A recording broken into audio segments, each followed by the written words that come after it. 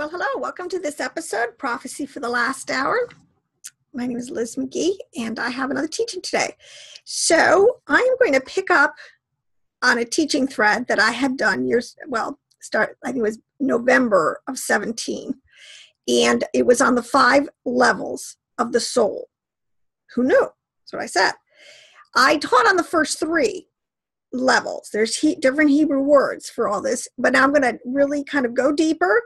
I'm going to touch and I'm going to elucidate on the final 2 levels of soul life that I didn't really touch on in this first teaching. So this is part 2 of the 5 levels of soul life. And what sort of got me started again going down this track was I wanted to double check a lot of my research and what I felt like I was seeing in the scriptures with sort of a teaching out there that's going on. Some of my colleagues or different people are saying it has to do with the immortality of the soul. I think it's pretty clear the Hebraic scriptures, even the New Testament concept, is that the soul is immortal. But, it's all in a word. What does immortal mean? All right. And then what does eternal mean? And are they the same? So I'm going to flesh out a little more about the soul, and I think it's extremely important because today, with the way knowledge is increasing and science is going, and the secularists are really rewriting in all sorts of areas, so not just the scientists, but the quote-unquote our moral philosophers or people who want to tell us what's right and wrong, so to speak, it's called a great falling away. The apostasy, there is such a huge falling away today of true Hebraic biblical perspective. And unfortunately, why it's happening so rapidly, part of it is because so many Christians and so many Jews are so unknowledgeable about their own faith. They don't have the depth to counteract what the secularists are saying. My people are destroyed for lack of knowledge. That's true. If you can't combat a falsehood with truth, you're at the mercy of that falsehood. So let's delve into the concepts of the soul. I've told you before now, I think having a Hebraic mindset is totally paramount. So if you're a Christian, you're really a returning Ephraimite. You really have to go back to the house of Judah, to the oracles. Judah kept, obviously the Old Testament, the writings, the oracles, the ordinances, the traditions. So what Paul says, I believe it's in Romans 12. So that's where we go. And then there is so much to this, quote unquote, the writings. It's not just 66 books. So I'm not going to give a big disclaimer. I usually, I got to preface everything I say. But not today. So we're going to go into the concept of the immortality of the soul. And what I'm saying is you have to get out of a Greek mindset and just think that the Greek words that we're using in these New Testament and Old Testament is adequate. Nothing could be further from the truth. We have to get into these Hebrew words. Understand these Hebrew words are made up of letters, and the letters are put together and given their meaning by its vowel points. And that the sages and those who copied and wrote and passed on these understandings knew exactly, not perfectly, but knew exactly what they were doing and what the words were meaning as they were transposing them forward generation. We live in the last days generation where truth is thrown to the ground. It's another way of saying it. It's great falling away. But people are getting up to speed fast, and you can do it pretty fast. Because with the internet today and click of a button, man, it's amazing what you can learn. So I want to say it's important because, I always like to say this, Yeshua came, Jesus came to do what? He came to save our soul. So if you're an Ephraimite Christian, why is that such a big deal? And let me just try to stay linear here. Let's stick with the main points I want to make in the beginning. That the Hebrew words are very precise. So the 5 words that we're going to unpack that have to do with the soul, have to do with the spirit, have to do with life. L'chaim. These are all words that are used around this theological concept. And so we have a word called, in the Hebrew, it's called nephesh. We have a word called ruach. It's the word usually translated wind, breath, air, or spirit. The nephesh is usually translated as a word in the concept of the life of the flesh is in the blood. Talking about something very specific, the ruach, which is really, so really, I'll give it to you in this way. The nephesh is talking about, Yeshua said he created the heavens and the earth. The nephesh has all to do with the earth level of things. The ruach functions and has all to do with the areas that are going on in the heavens. Then you have the neshama, which is another Hebrew word, which is the word breath. And that's the word that is used very specifically that Elohim blew into Adam when he made him a living soul. He took literally his breath, and I'll get into that more.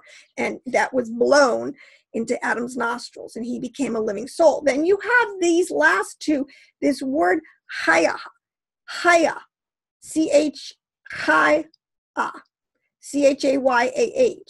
all right, is another word. And then you have another word, Yahudia. Oh, I don't know how to say these. I should have done, that, follow me, the pronunciation is not my first gift, but I'm going to get better. But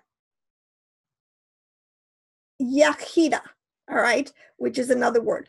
All told, these words in their usages together are used over 2,000 times. Now, if you know about, how many the words that are most popular in the Bible, that puts it right up there in the top 10 of words that are used to convey a theological construct. And that is how important the soul and the spirit and the body, this threefold being that we are, is. So, and there, you're adding another word to this called life, like living, lived. This is another piece of the puzzle, because Adam became everything, if you read, just became a living soul. All right. So I just want to say a few things. Today, you can basically say at this point that the case for the survival of consciousness. Now, a soul today, the word you would consciousness. All right. You have a subconscious. This is where a lot, I've said this before, that like the whole world of psychology has really kind of stolen the language and repackaged the language the Bible is talking about, the soul. Today, you would use words like your subconscious and your id and your ego and all these things. It's the same thing. All right. Rose is still a rose, no matter what you call it. And we got to get back to the Hebraic understanding of these things. So the soul is what is being talked about, or today you would use it as the consciousness, because science is getting really sophisticated and it's beginning to come around full circle again, and to begin to realize that some of this stuff that goes on in our mind is literally other dimensional. All right, so leave it that. But the case for the survival of consciousness beyond death, which we, again, another way of saying is the immortality of the soul, is drawn, a lot of is from quantum physics or quantum mechanics, neuroscience, and moral philosophy are kind of all backing each other up in this concept. So, and when it says moral philosophy, ultimately we're talking about Hebrew, the Hebraic understanding. The Jews have this, and we're talking about on the deeper levels, the mystical knowledge that has been kept in the Kabbalah, Jewish Kabbalah mysticism. The deepest understandings have always been kept there. And now, lo and behold, it's all going to come out. And this is what it's going to help make, again, as I said this before, right now, all Israel, Judah is the tail and not the head because of our sin, so to speak. But when in the restoration of all Israel, it's going to get flipped around again, and we will be the head, and will shown that the greatest body of truth of any people group on the planet was entrusted, as it says, to the Jews. Not that there's not a lot of truth in other parts, but if you want to get back to the purest stream that we have, it really is in the texts, the writings, and the understandings that the Jews have kept for us.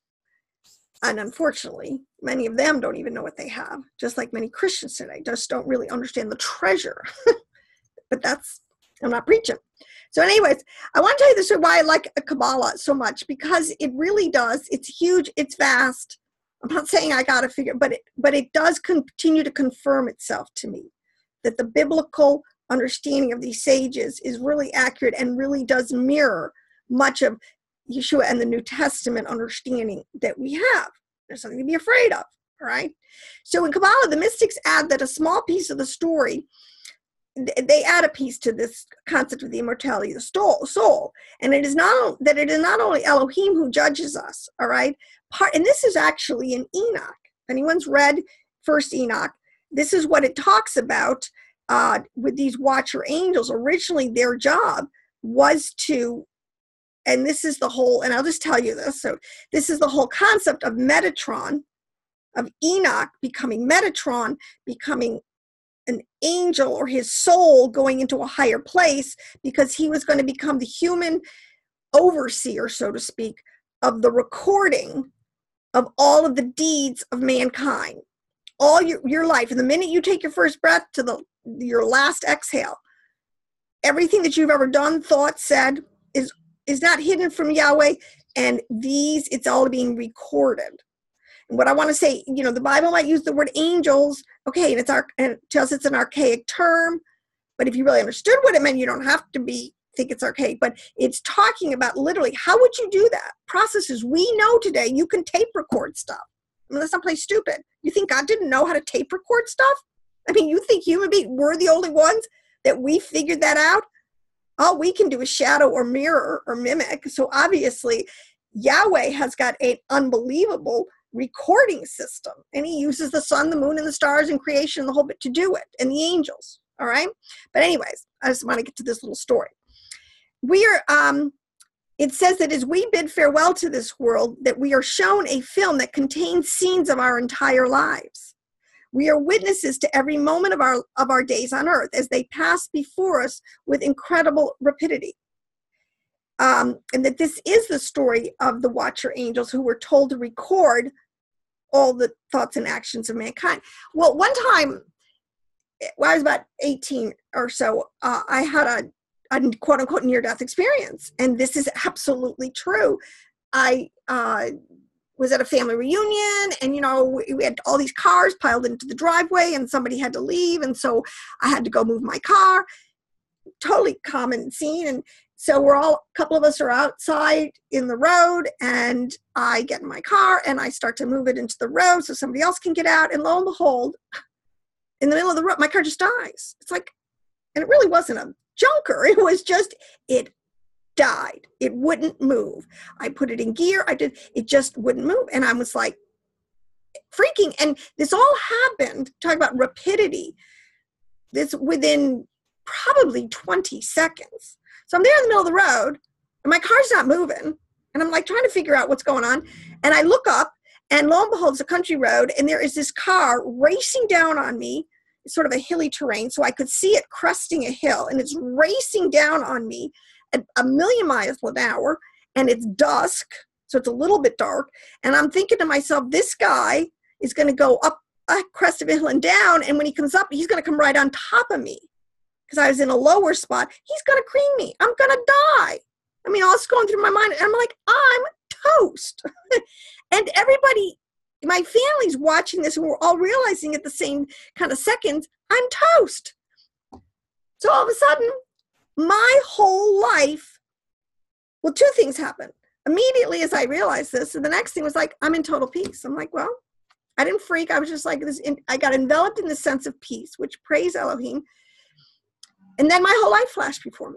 And it was extremely rapid. I mean, I didn't remember detail, but I just knew this was going on. My whole life was flashing before me, what I would have lived.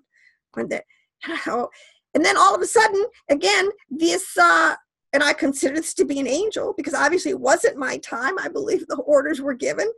And a hand from heaven, I swear, reached out, took that car, just as it's about to cream me, moves it into the ditch.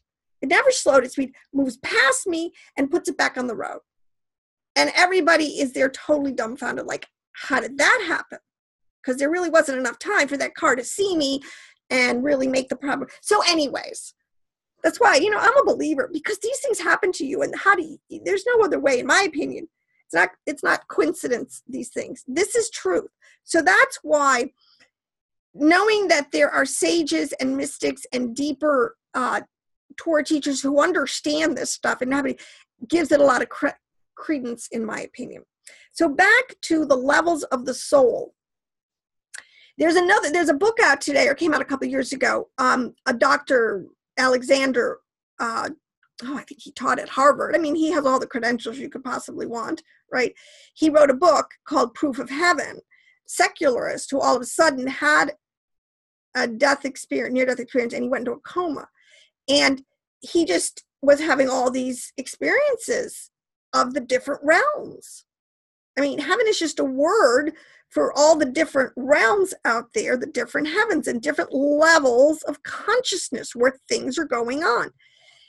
And he continued moving forward in this whole world that he was experiencing of the mind, the subconscious soul, which is really, but in different heavens. And he found himself entering an immense void, completely dark, infinite in size, yet also infinitely comforting.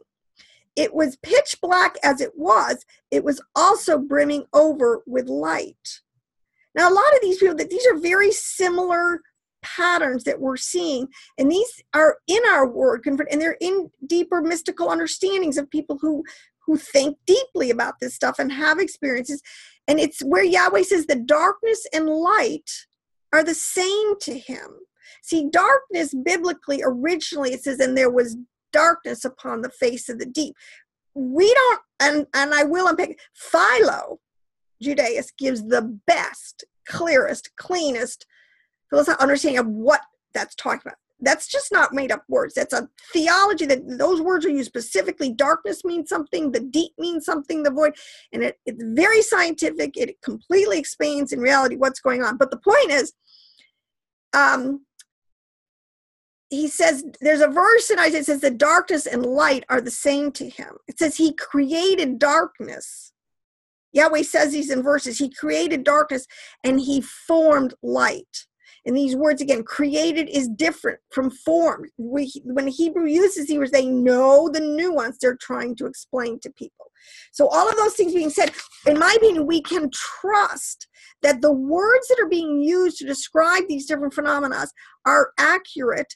And when you understand that from a Hebraic point of view and cross over into, let's say, quantum mechanics, yeah, it's all there. So now, one of the things that, I go crazy sometimes because there's words that I have been trying to figure out. What are these words saying for years?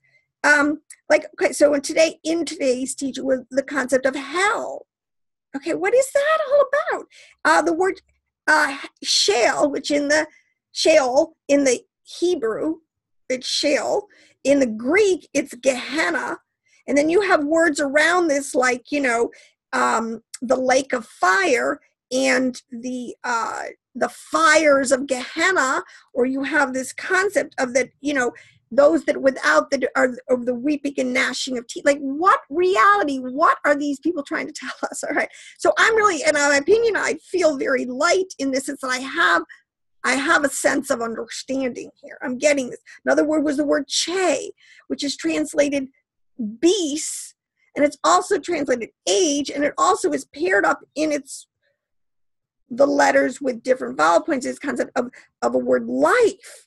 So I was like, what does beast have to do with life and like have to do with age? They seem so unrelated words to me. Now I can understand what the Hebrew mind, how they all really dovetail one into the other, and how we're talking. See, because the Greek translations that we work on, or the English, they're so far, they don't have these Hebraic mindsets.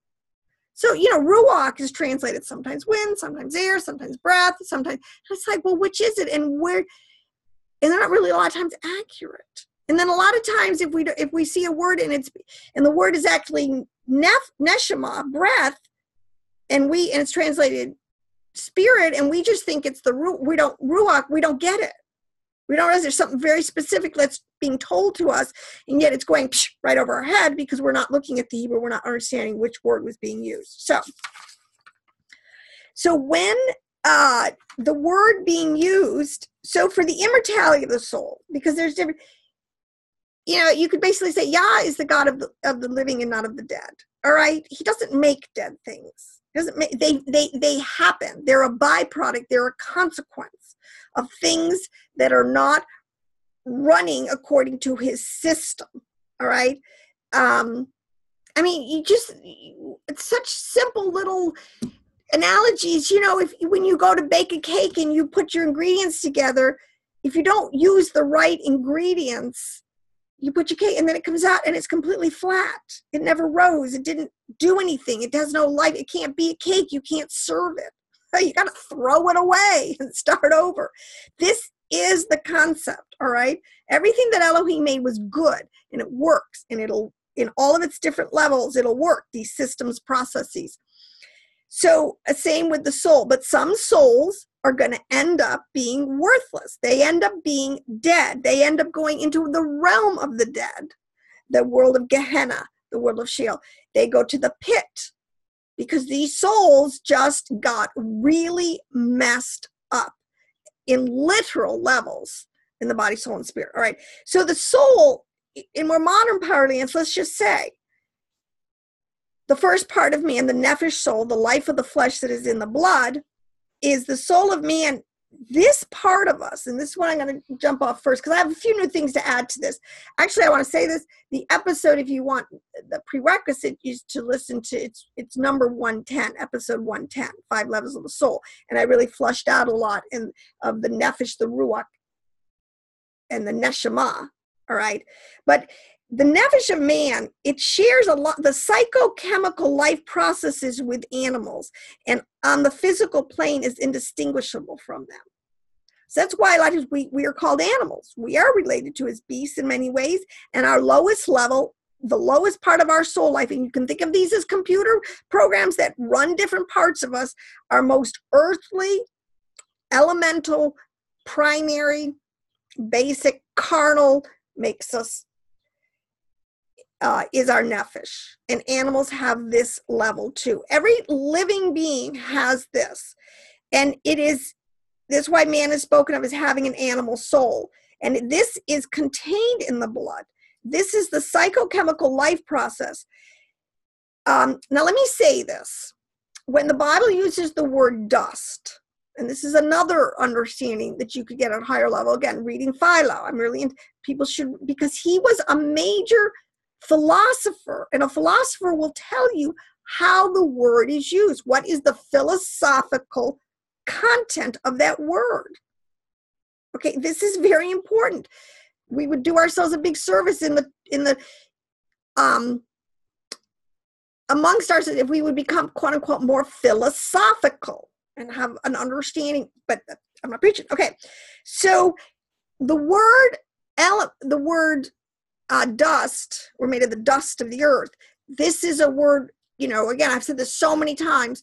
It's not dust like, kicking up in your backyard. It is the building blocks of all life processes. Okay, the DNA, the most base level, the chemical properties, the 4 properties that are in, I'm not, if you've had any science lessons, you can understand it goes into the DNA and the RNA. It's these very chemical, very elemental building blocks that go into different combinations of making these processes, and our combinations are not the same. Our chemical combinations that make us per se, in a lot of our systems are very different, let's just say, from a frog or a bird or another mammal, but at the same time there are similarities, and at the same time we're all part of this nephesh soul. So we're all, quote unquote, at this level of animal being. So I guess what I want to say, but see, this is what today is, and let me just get into this really quick. This is where we're having a huge problem today, because we don't understand this soul of man. Man has run into this problem a couple of times. This is why we have these massive judgments come, the flood, with Nimrod, the Tower of Babel. We're coming up again, and this is the whole point of the end of the age. Soul life is very sophisticated combinations, biological systems that are put together, and it uses chemicals and it uses all the different living processes, and this is where they get into earth, air, wind, and fire. You have a lot of things that go into this. And I have to, so that, magnetism, waves, all these things in quantum that we're discovering is all part of the processes. These things are very sophisticatedly, according to a very sophisticated blueprint, instituted and combined in our DNAs to make these different programs, okay? But, and this gets into the whole point of what is wrong, what is going on in the world today, as it was in the days of Noah. Again, we are really messing with this nephesh level of soul life. Now, if you read Genesis 1, even at a first grade level, you get it, you're leaving because, okay, everything is supposed to reproduce after its kind. Not all reproduction, if you just take away first of all, the concept of lust, sexuality in a fallen sense to it, and you just think of the terms of reproduction, but you also think of it just a word of combinations, right? How you can combine different things. Everything was supposed to be combined according to its kind, all right? This is really important. This is like one of the most Torah 101 most foundational principle in the nephesh level of our souls. So that I become, when I'm born a baby, when I have a kid, he doesn't come out with frog legs. Oh my gosh, okay? He comes out with, little baby human legs, all right? It's very important. But this, let me see if I can say what I want to say pretty succinctly. And this is what we're seeing, okay? That's why these concepts are being reintroduced to us in such a new way. And because we're so illiterate, we don't realize that this is just the old world, or, there's nothing new under the sun, just a whole new way of totally messing with the creation and disobeying Torah, that our ancients fell into this trap. The watcher angels, the whole bit, Genesis 6. I mean, people should understand this, all right? But magic and witchcraft, again, being totally reintroduced to people, all right, again, is another whole level of where people get into using the nephesh soul life, and I'll just say to prevent, so that a lot of times witchcraft, a lot of times always has to be curtailed, really and truly. It's a really wicked and evil process, and it many times will denegate into the killing of people and endangering animals, species for body parts believed to convey magical abilities, all right? I mean, it is no secret. This is the point, to drink blood, to ingest, like when indigenous peoples, have a big powwow before a big battle, and they're ingesting blood, and they're taking on animalistic qualities through rituals and prayer. They know what they're doing. They're amping up their nephesh soul life. All right. There's no difference in that. And today what we're doing, making super soldiers. All right. There's no difference. You might use coming out of a different theological system, witchcraft versus, science that is totally devoid of any fear of Elohim, and just the thrill of it because they can, make a soldier who doesn't get hungry and has night vision. All right. You're messing. This is why judgment is coming. All right. So traditionally, though, there is certain amounts of nephesh. So the Bible talks about that are kosher, let's just say. So cross-pollination. So, I was good. If you Google, like, okay, what's the difference in GMOs and traditional crossbreeding or cross-pollination or grafting, all right, so cross-pollination is simply a process where two sexually compatible plants happen to cross by virtue of pollen, which is the male contribution to this process, and it's usually carried on by wind or insects and sometimes water. So it's a very natural process. This is what I'm saying. Elohim set up very sophisticated systems and beautiful and varied, and because he knows what he's doing, so that the world we look at, we wouldn't get bored. It's so varied, and because it, on so many levels, because it speaks so much, because all of creation speaks so much of what's really going on in the heavenly realms that we can't see. So anyways, this is a process that Elohim did set up, and it's to fertilize another member of the same species. Okay, this way, reproducing after its kind. All right. Crossbreeding is more, with animals. So crossbreeding where you deliberately take, and this is what Jacob was doing with the sheep when he was separating from Laban, and he was told that he could take a certain amount of the sheep with him because he was very instrumental in making Laban very rich, and he went to this whole season of crossbreeding because if he was going to leave, he was going to take the best of the sheep. All right. And so we don't have to play stupid all the time. We just have to understand our boundaries. It's just part of being Torah. I'm sorry, you're not going to, we have boundaries. All right. So anyways, that's what Jacob was doing. And it's really, you can take, and we do this with plants. Farmers have done this for centuries, to try to get the strongest stock you can. This even has to do with human beings. I mean, this whole concept. All right. But it is always within the same species. And it is, but with crossbreeding, sometimes there's a little more emphasis. Sometimes it's not always done naturally. Man gets his hand in it. But there is a certain amount of freedom in this. There are biblical examples that you can, within a species, all right? But the point is, GMO is totally different. This is where in the nephesh soul life, all right? Because think of soul, you have to think of levels of, what do you call it? Oh gosh, what's the word? Consciousness, but it's like a pre-program. That whole concept what separates man from beast. We have free will. They don't. They're programmed to do what they do. We have free will. We can choose. But the point is, we even within some of those systems, some animals have extremely incredible abilities that people don't have. Dogs can hear way better than we can. Certain animals have incredible night vision. Certain animals can live so long without water.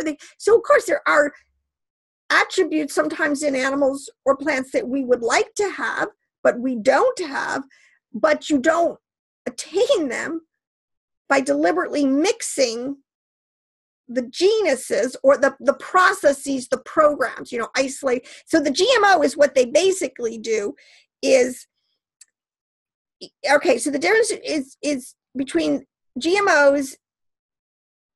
Okay, in a regular cross-pollination, the species are being crossed that are related, basically respecting their common evolutionary origin or their root system. It's another way to say it, really and truly. Things have a root system. But with GMOs, you can take any gene from any species and splice it into anything else. So you get fish genes in tomatoes.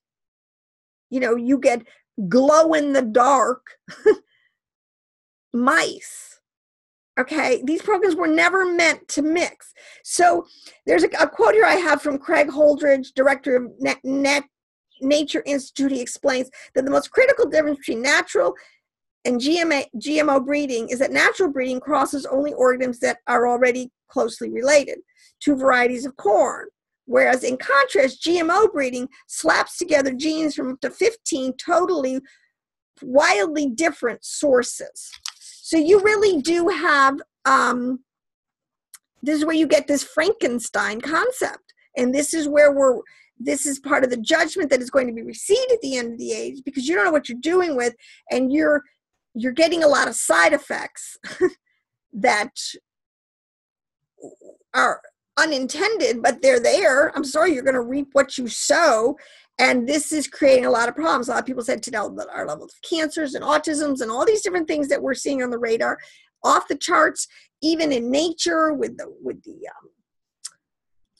droughts, the fires, the earthquakes. So we're just too radically getting in there and changing the natural order of things, and they're getting some great consequences. Now, that I wanted to, because I wanted the neshama.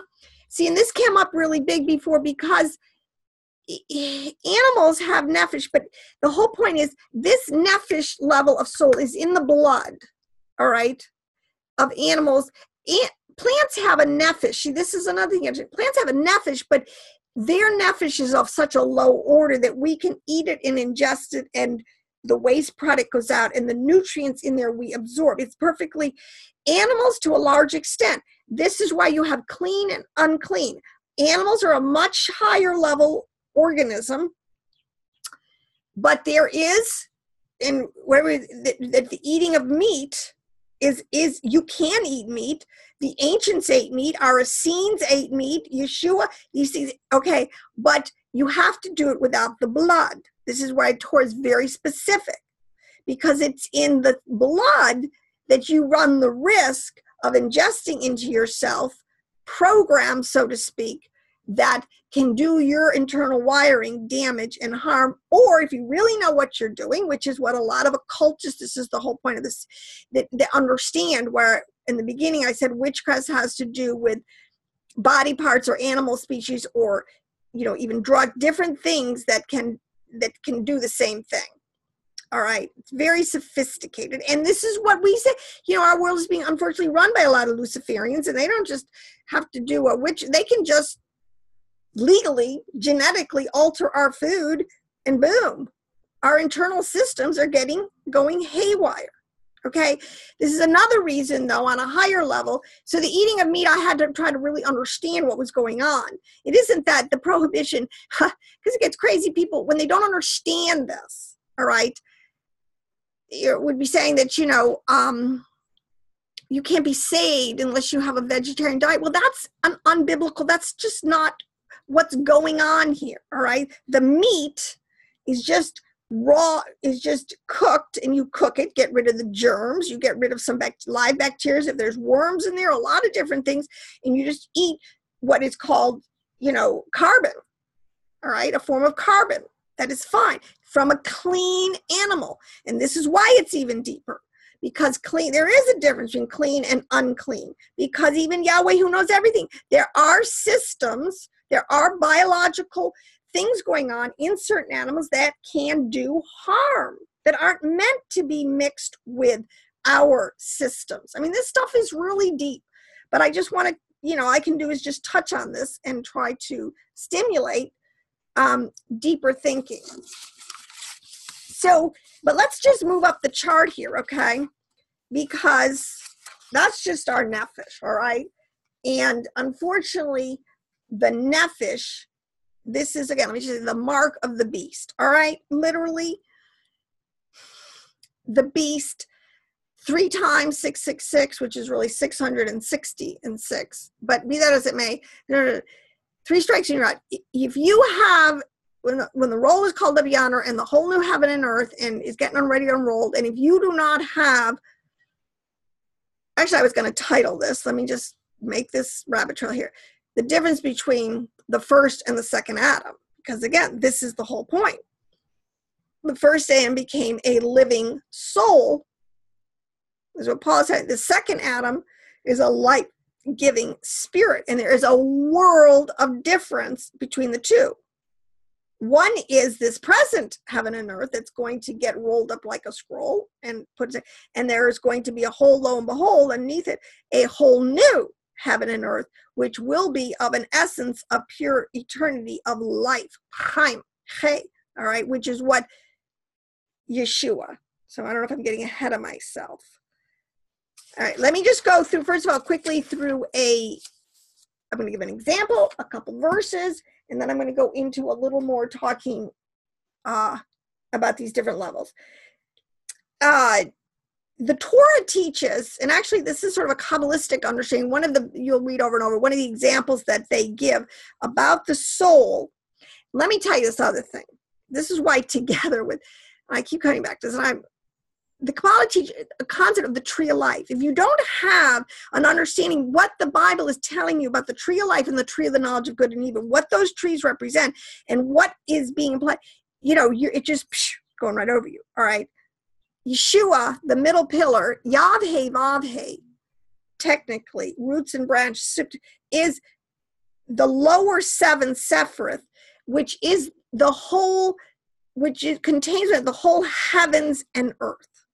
All right, this is philosophically, theologically, what is being discussed.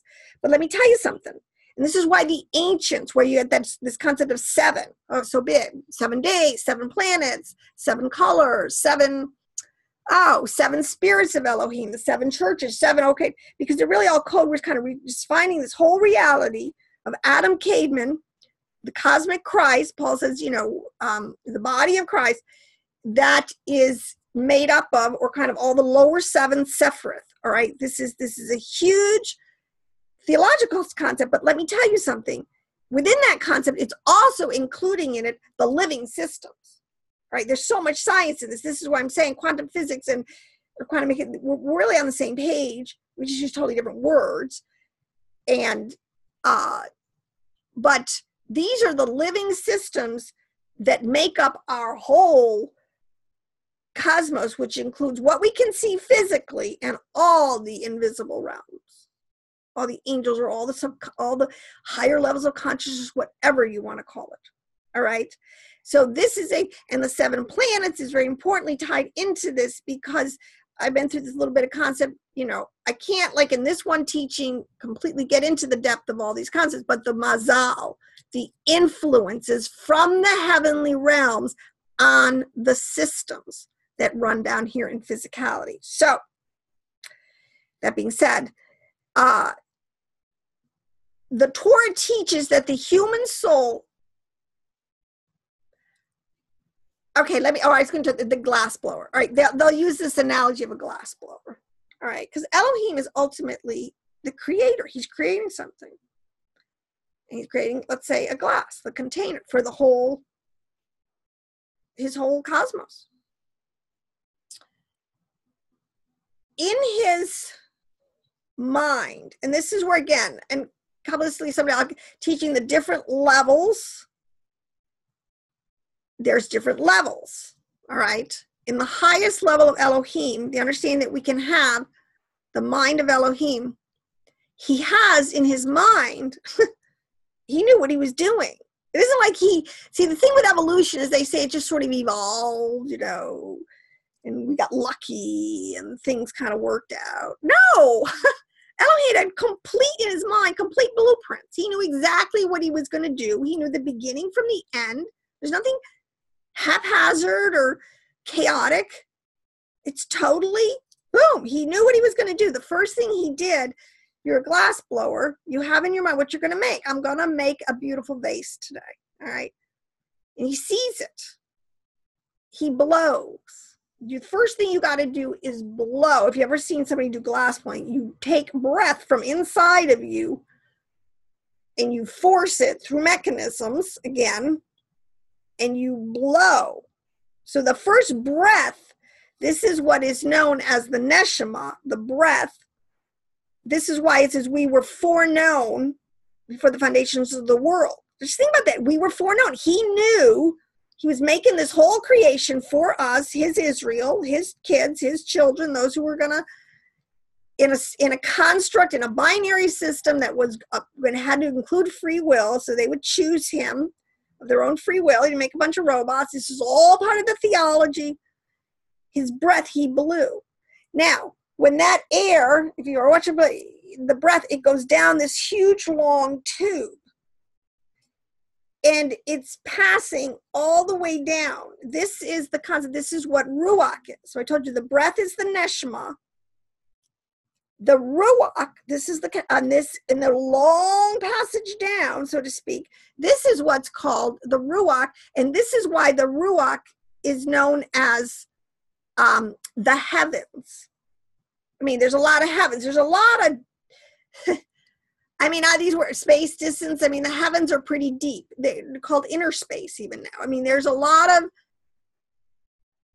height and depth. All right. And then you get into that breath travels down a long tube, the heavens, and then it finally gets into the space that is being created, and it's molded and shaped. And this is where now with heat, and this gets into the earth, air, wind, and fire, the different processes that are done. He molds and he shapes his world.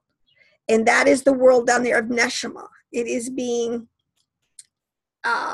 made, formed, shaped. And this is, again, gets into the process to you create you form, ruach, and then you make, which is physicality. All right. I think it's a very good analogy. And I'll tell you a little secret. Well, it's not a secret. I have a group that I do a lot of Torah study with and fellowship. There was an ordination going on. It was online. And one of the girls was being ordained. And there was a very powerful prayer from the bishop that went forward. And in the prayer, which is a very strong, really kind of Pentecostal prayer, receive the anointing for your ministry, receive the Holy Ghost kind of thing. And I should actually get this, and I should actually just put it on my YouTube channel. I'll have to ask Dr. Jackson Snyder to do this. There was a sound. I mean, to me, because I understand the glass blower concept, literally in the prayer, in a pause, because he stopped it, he amped up the sound. I don't know, there's all these things you could do. And this is why today in technology, people can amp up and manipulate and do different things, and we can start seeing orbs, we can start seeing into the spiritual realm. Technology is enabling us to literally break the veil down. See? So anyways, there was a sound in this of, you could hear the throne room. Now, I knew what this was, and I know this is the throne room where there's the living, quote unquote, the living beast, the elders, the angels that are worshiping. It says that there's two kinds of angels. There's fire angels, and then there's the angels that praise him continually in the high heaven. And you could hear them. It was almost like a Georgian chant. All right, in the Middle Ages, they had this time. And that in of itself is a whole thing. And so you could hear it, and then all of a sudden there was this, it left the throne room, and it was like, the breath, you could just hear it go all the way down. It gives me chills. And then, I can't remember how it sort of dissipated, but literally you could hear that, and I could see it happening all the time. So I'll have to put that on, because it is pretty cool. You just have to hear it. So anyways, that's why I said these things confirm. I don't believe that Elohim is a trickster. I believe when you seek him with all your heart, he confirms in a lot of different ways what he's telling us. All right. So let's go back to this. We've unpacked Nefesh. Now, the physical world, it's the earth. All right.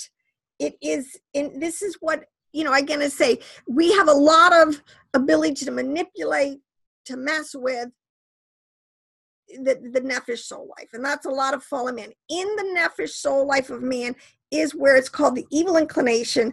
When we became we were once these immortal beings who were up there, in the throne room. Adam was praising Elohim. Let me say this other point.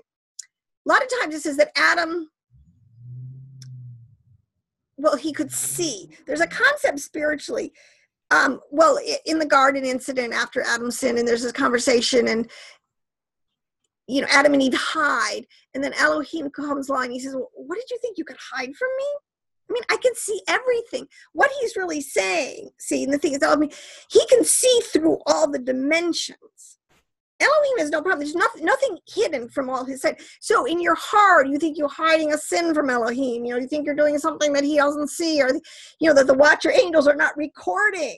I'll tell you what, everything you do or say is being recorded. It's going to be played back to you, so that you'll see his judgment was just, and you will see, I'm getting ahead of myself, these choices. You're sealing your own fate right now, today.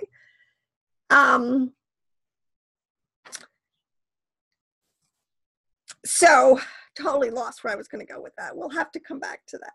So I want to say, in the Nefesh, you have this concept of physicality. These are the processes that and the laws of nature. See, that's what people would just be a little more humble, that makes us fly planes and build great bridges. We're really just talking about programs and processes that you can count in the physical world that we know. But beyond that, you get into heaven, the Ruach. All right. And this is where you get into the world of the wind, the spirit, the soul, the world of formation. This is a world. This is the whole. This is, so when Yeshua says he's the son of Elohim, and he says, I'm not the father. He's saying it again in pictorial language, the fact that, look, I'm of this realm and I am the king. over this whole realm of the lower seven Sephiroth. This is, I am Yahweh Vavhe, and I am the Son, and this is everything the Father has been given to me. There's no other name higher than me. I'm it. And he rules, reigns, lives above everything in the seven, the cosmos that is created within the seven Sephiroth. Now that's such a simplistic answer, and this is why I'm saying it gets so deep. But this is where this world, all right, and a lot of times in Kabbalistically and even in the psychology, which they stole the whole thing from the Kabbalah, this idea of the emotions in the heart, and you have different levels of consciousness, and you have this hidden part. I think it's your subconscious, your id, your ego, and all these different things. But this is where the world of emotions, this is the world that's called the heart, separate from, quote unquote, the head. So you can look at the Father as the head, Yeshua is the heart, but at the same time, I will tell you something, even they're discovering today, the heart has cells that can think as sophisticatedly as the heart. But we're not, but these processes and programs are way beyond the physical heart that we have. The chemical interactions that are going on in the physical are creating and kicking off and being combined with other mazals out there that are creating extremely sophisticated programs, which, science is never gonna, I don't care how many CERNs they do or whatever, they're never gonna crack into what is called, they say the atom being the smallest, an atom. It's not, it's behind, it's life. Okay, the life-giving spirit, all right, the true essence of Elohim. All right, anyways, so then this is a huge word used. Animals have a ruach to a certain extent. Nothing is sophisticated in a human being, but the ruach is a program between heaven, the high heavens, and earth. And the ruach is like our barometer. The ruach is what is referred to as when Jacob, and he was shown the ladder, what do they call it? The stairway to heaven, or, a ladder with angels going up and down. This is exactly what he was shown, his ruach. And how he could climb up and down in heaven in terms of understandings. So, and this is very important because it is our ruach that determines our fate. In terms of, if you use your ruach, the ability to tap into the heavens, to tap into, because see, Yahweh just isn't down here in gross materiality, all right? He's way more sophisticated and higher. This is like a lot of it, this is what a lot of the wordage is telling us. No man has seen Elohim at any time. I mean, his pure essence would blow the whole world out of.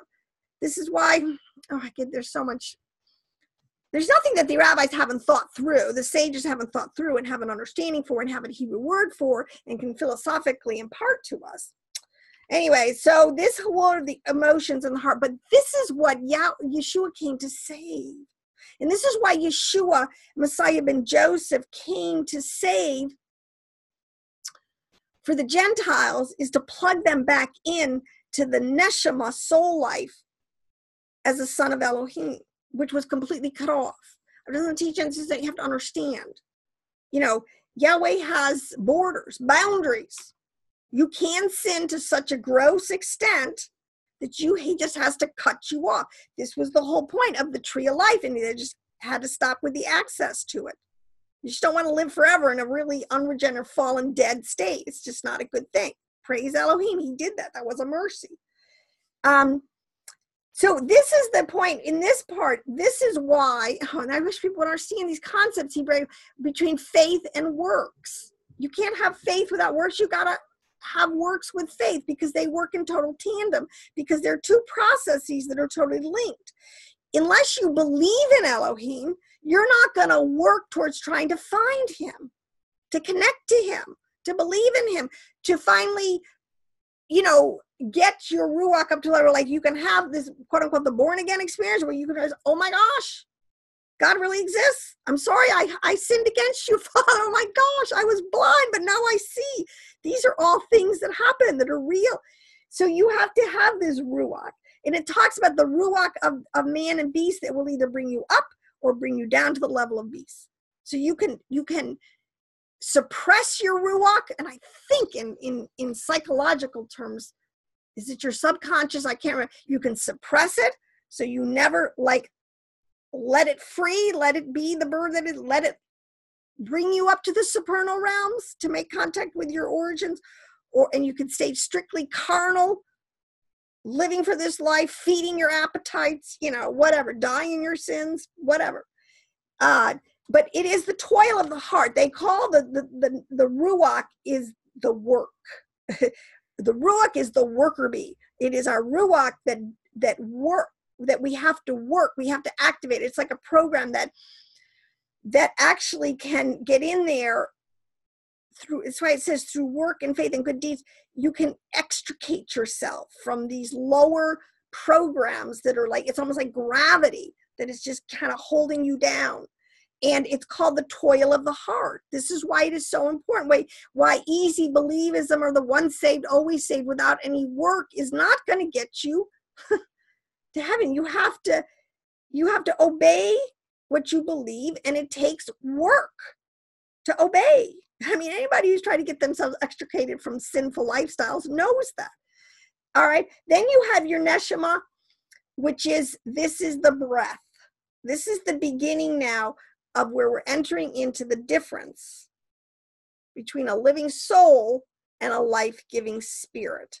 Elohim, Yahweh, Yeshua, he says everything that the Father has is mine, is a life-giving spirit, the tree of life. And those who grasp it, the verse is, those who grasp the tree of life, I can't remember how about the grasp an eternal thing. It is the world of creation. So this is where, and then this is a whole point in the Jews have this whole philosophy called Adam Cademan, the primordial, the supernal, the first Adam. This is the highest level where Adam was created, where he had complete access to Elohim. All his programs he could see and talk with and interface with the throne room of heaven at all times.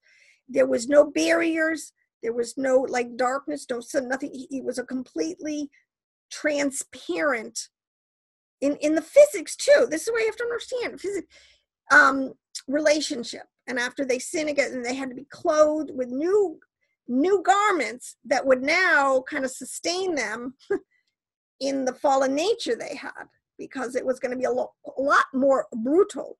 And if you ever read the books, you should, the books of Adam and Eve, it's really heartbreaking as they begin to have to realize these new systems they have to work in and get used to, because they have really landed in this very brutal, harsh, foreign terrain. It's like landing on the moon all of a sudden. It's like, oh my gosh, this is dead. What do I do here?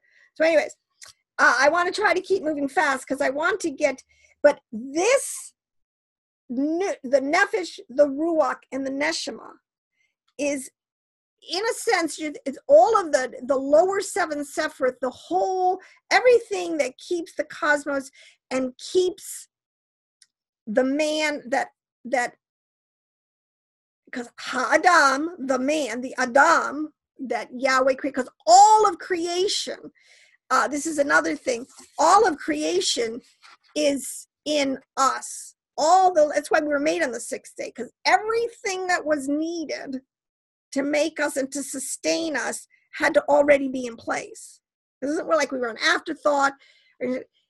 And so we were made on the sixth day, and he breathed into us at that point. Everything was there for the living soul. And what was breathed into us was neshama, which also breathed into us something different, not a nephesh living soul, but as it talks here is the word che.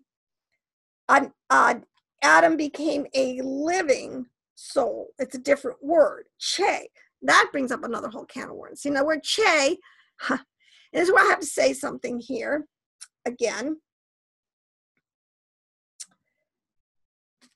And I'll get back to this. I wrote some note. Now, this is the difference between immortality and eternal life.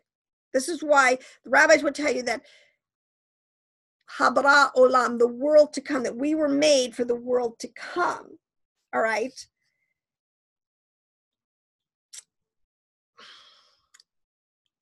what Yahweh has all foreknowledge. You understand me? So when he understood the end from the beginning, and he made provision for everything. This is all part of what we can know and can understand.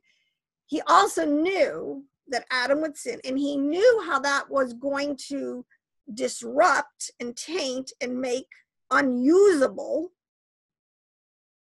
for eternity. The tree of life had to be cut off, all right? But he had in it a plan to redesign the thing. So in other words, it's like, you know how you, so sometimes, you know, something is being made under a curtain, and then all of a sudden, whoa, you pull the curtain off and everybody sees what was there. And it's like, whoa, he's making a new heaven and a new earth, which literally, okay, right on top of this one that's dying and decaying. But this one we have is the living soul of Adam Cademan. A lot of it is good and it's wonderful, and we live and move and have our being in it right now. But those of us who have got l'chaim, who have got che, life, from the tree of life again, what has been promised to us is that we will be plugged back into what is called a new heaven and a new earth. So in other words, the whole thing is going to be wonderfully remade without any viruses. There will be no more need for the sun, moon, or stars, or the fallen angels. You know, none of that stuff will exist in this. This time it will be perfect. We will have been grafted back into this thing, or put it according to our free will we have chosen. So all of this is all going on all at the same time. It's very deep. And this is why you're only going to flush this out with the Hebrew words, understanding them from the Hebrew sages, and understanding what they meant in the big picture that was being painted. Okay. So we get into two levels of soul life after the Neshama, which is really, this is the born again. This is the Ruach HaKodesh that was offered again to the Gentiles. This is the whole point, that when the Jews saw that the Ruach HaKodesh, that this Neshama soul life was being manifested in the Gentiles, they're like, well, we can't deny it. Obviously, we're in now the season, understood now for the last 2 days, and Yahweh's going to go to the nations, and he's going to reclaim out of them the lost sheep and anyone else. So this is a whole nother piece of the puzzle, the storyline of what's going on. But unfortunately for Christians, one thing we understand is that most of us just stop at the door. This is why we were told, okay, Yeshua is the door, but he's the door to what? Well, he's the door to the whole heavens and the earth, all right, and what we can know and how we can grow, all right. So your soul does not just have to stay at the level of Neshama, and this is the mystery. This is the story of the great tzaddiks, holy righteous men, all right. This is where your soul can continue all it until it becomes literally one, united together with Elohim. So let me go. This word chaya, is the word chokmah. Okay, it is the word in your Strong's 2421. It's used 263 times.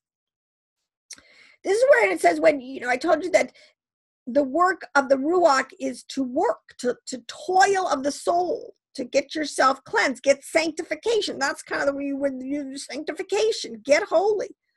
Okay, in the world of Neshama, you love Yahweh with all of your soul. So in other words, you are transforming yourself from a willful, sinful beast into an obedient and loving son or daughter with, and all of your soul life, all of your programs are now operating and working in him, in tandem with him. Rebellion is gone. Willful sin is gone.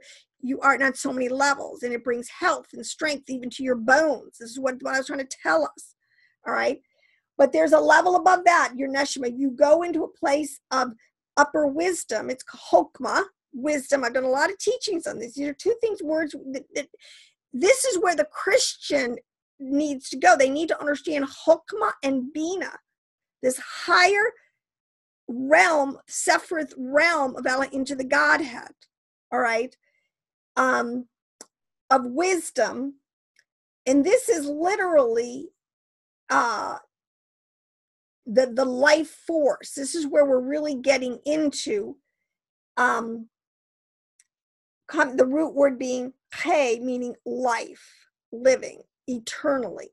All right, because let me just say this, as I said this before, the concept differences between the living soul and the life-giving spirit, between the Adam caveman that is now, that is going to go bye-bye, in the living soul, or the eighth day, there's huge amounts of time. So in other words, I was trying to tell this to someone, didn't quite get it, and said, where did you get that from, Liz? And I was like, well, look, if you just would study deeper, if you try to get, this is why you can't have a one verse theology. These concepts are very deep, and, you know, like I use college level, all right? Immortality is a word that is used for something that the word age, it's so long a duration that actually you lose sight of the beginning and the end. So it feels like it's forever, but in technically it is not forever, because we know this. We know that there's an eighth day coming, a new heaven and a new, in which there will not even be any time anymore.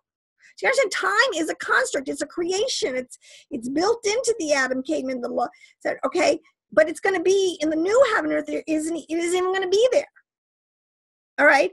So immortality, the immortality of the soul, is 100% accurate. Believe me, your soul is going somewhere when you die. And this is what the whole point is. But even the immortality of the soul is not made up of, it does not have life, it does not have chaya until it gets born again and gets up to that level, because that's everything below it. This is the point. When everything is rolled up like a scroll, all the lower heavens are going bye-bye, because basically it's just gravity, all the dross and all the gross, it's going to fall to the bottom, sediment at the bottom, everything is worthless, all the systems and programs and GMOing that's been going on psychologically and literally, all this is going it's going to get flushed away. All right, that's kind of the concept here. But living, when you come from the point of wisdom, so wisdom is the principal thing. Get wisdom, because that is eternal. All right, that's from a realm that has no beginning and no end. That is eternal. All right, so this is why you need to really understand deeply the words that are being used and their implications. So the immortality of the soul, it's just that your soul is going to be around and has been around for a long time, where you're not going to it's going to seem like no beginning and the end, but we know that there's an end. Okay, so this is where I say, let's not play stupid and let's be accurate in our word usages. Okay, this is where it talks about where you love Yah with all of your being, not just with your soul. There's a difference between your soul and then all of your being. It is in Him that we live, nephesh soul, we move, neshama soul, and we have our being. Okay.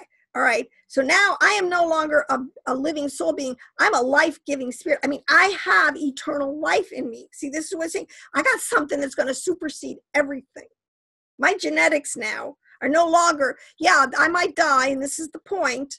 This body is going to decay. These elements are going to go back into chemically decompose and all the earth, but my soul is going to go to a repository, be it paradise or be it hell, get out of the lower realms, and it's going to stay there until the wrap up. All right. Now I'm going to throw this out there, and I'm not meaning to freak anybody out.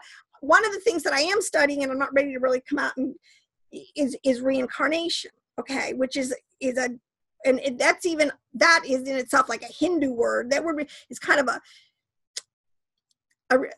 biblically, you're talking about words like Gilgal, cycling, or metapsychosis. There's a couple other words for it. All right, but that all factors into the deepness of what's going on here in these realms of our soul and processes. So just warning you that there will be, I'm going to have to speak on that, because it is part of the puzzle. I don't know 100% yet where it fits in.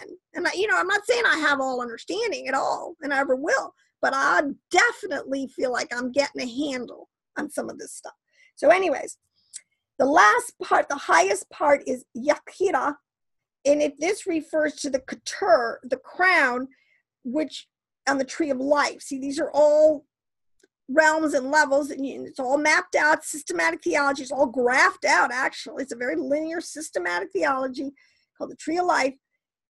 And this is the primary source. This is the first. This is when, and actually in Hebrew, if you know, like a yud is the first letter of the tetragrammaton, or yod, yod hey, vav hey. Yod refers to, here at this point, this is, and it's also the aleph is two yuds and a vav, and there's a whole deep theology in that. But the yud, there's a crown when they do the little points, the little vowel points, and there's so many things that they do to the letters to even give more depth and insight and indication, symbols to deeper meanings. This is the crown. This is the primary source. This is the point where it talks about Yahweh. I mean, this is singularity. This is the point where this is the pure essence and spirit of Elohim, as far as we can even conceptually begin to wrap. And usually you can't even wrap your mind around it, because there's really nothing we don't even have the programs. This is why we don't even have the programs in our brain to wrap our mind around it. But we know it's there because the words tell us it's there. This is where you're only one, solitary, united together. People, they say this is the Sadiq. This is why Yeshua, it says, no greater love has any man than he lays down his life for his friends.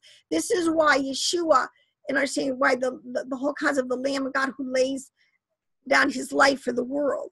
This is his soul. He was operating from this level of Yekuda, of total oneness with the Father. So I and the Father are one. His mission was so straight from the Father, and it's a place of martyrdom, where, I mean, the great saints, where it's just like you kind of just, you have such a mission. And martyrdom is that because you are doing such an incredible work to move this whole plan forward. Stephen, one of the first martyrs, this is the point, when you get to this level of understanding, laying your life down for the big picture, for the big plan, because you understand, there's a level of that. I mean, that's why a lot of people freak out. Oh, if I have to be a martyr, tortured for my faith, oh my gosh, I can't go. Well, yeah, because it's a growth. But I mean, you have to, some people are martyred for their faith, but there are some people that truly lay it down of their own free will, I guess is what you could say. And that is sort of the picture that Yeshua did. He willingly laid it down and knew the great mission, the great prophetic fulfillment that was going to be happening. So I think I've probably talked long enough, because I really wanted to go into, and I might have to really come back to this. I don't want to overwhelm people, and if I was technically savvy, I would know how to put this into 2 parts, so you wouldn't have to listen to it all at once, but whatever. But my point is,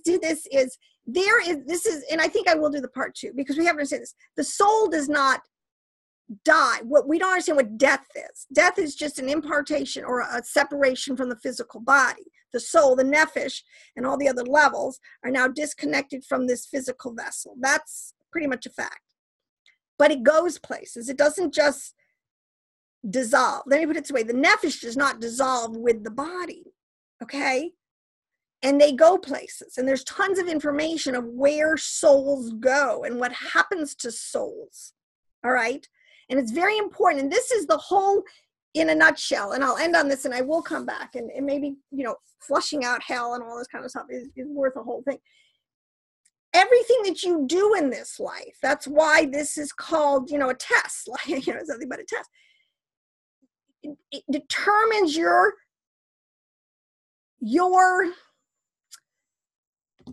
place of rest, so to speak, in the world to come. All right. And even in the holding situation, like I said, in this living soul, the souls that are under the altar versus the souls that are in the fires of hell. Our theologians, our sages weren't making up mind pictures to make them. They knew exactly what they were saying. We need to get on their page. I've said this.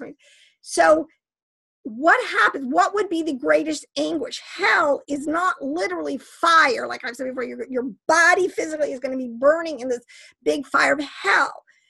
No, what they're basically saying is that when you leave, when your body and soul get separated and your soul gets out of this, high enough up, out of this matrix we're in, and sees what's really going on, and oh my gosh, it's really true. There are other levels. There is a God, all this stuff, and realize like, wow, why was I so stupid? This is what weeping and gnashing of teeth is like, how could I have blown it? Why didn't I pay attention? Why didn't I work at passing the test? Why was I spending my whole time, feeding my face and taking, skipping class kind of concept? Why didn't I take it? This is Paul says, look, you can't lose either way. Even if it's not true, you're still going to be, why take the risk? All right. You're going to win. It's a win-win situation. Because if it is true, and you did believe in Elohim, you did get sanctified, and you do find out that your soul, oh praise you, is up in paradise versus other places, you're going to be pretty glad. Whereas otherwise, the emotional turmoil, because your soul, your consciousness is going to know, people. This is the point. Your consciousness is going to know that your soul didn't, if anything, digressed, didn't go anywhere, or is going to come under severe punishment, because it's the punishment is like this mental anguish. Yahweh's going to let you know, man, you blew it. All right. Now, it's very deep. This is where reincarnation comes in. This is where a lot of these concepts, all right? And look, a lot of these are not core doctrines. So you know what? Believe what you want, but at least do your research. At least be educated and understand Hebraically what is at stake and what these different theologies are trying to say in the best they can, and live in peace with one another. So that's what we're going to, start up again, because I think it's very important. But let me just restate, it's very important to understand because the stakes are very high. The resurrection is the end game. Well, there's two resurrections. But ultimately the end game of the new heaven and the new earth, that's the goal. Okay, that's the ultimate goal. In between, there is a place your soul is going to go somewhere. It is immortal, and it is going to be alive without a physical body of consciousness. So it would behoove you, if you have any of the fear of God. That's why it says the fear of God is the beginning of wisdom. Live right while you got a chance. Believe in Yeshua if you're a Gentile while you have a chance. Because you're going to go to a place of death where you're not going to have a chance. So on that note, may Yahweh bless you and keep you and preserve you, and may he get all the glory.